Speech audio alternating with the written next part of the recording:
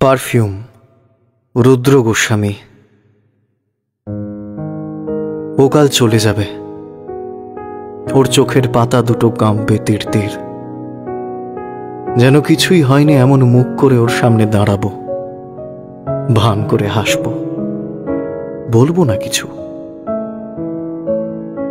অনেক দিন পেরিয়ে গেলে ওর দেওয়া ডায়েরিতে ওকে একটা চিঠি লিখব। তোমাদের বাড়িতে গিয়েছিলাম, তোমাদের বাড়িটা আর আগের মতো নেই।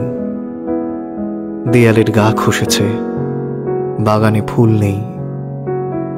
তোমাকে না দেখার অভাবে মরে গেছে তোমার প্রিয় টবের সবুজ। তোমার ঘরটাও একা একা আনমো না, ভালো নেই। তারপর লিখব, তোমার ড্রেসিং টেবিলের আয়নায় একটা ছোট্ট টিপ দেখলাম, যেখানে দাঁড়ালে সে তোমার কপাল সোজা থাকে।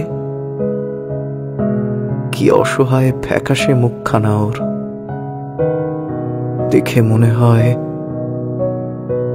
তোমার বিয়ের রাতে কেউ ওকে ফাঁসির হুকুম শুনিয়ে গেছে।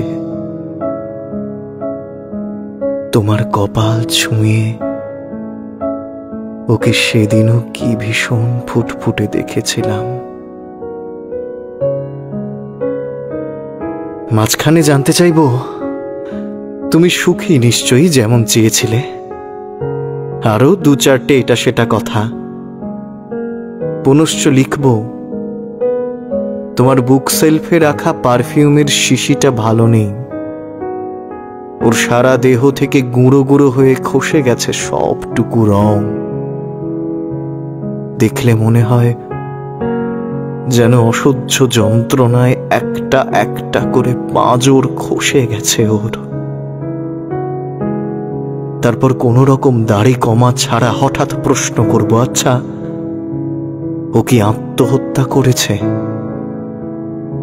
মানুষের আবেগগুলোর মতো ওরও কি অন্য কোনো প্রাণ ছিল?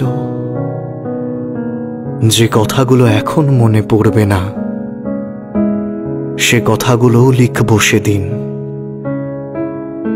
অথচ আমি জানি চিঠিটা কখনো পোস্ট করা হবে না।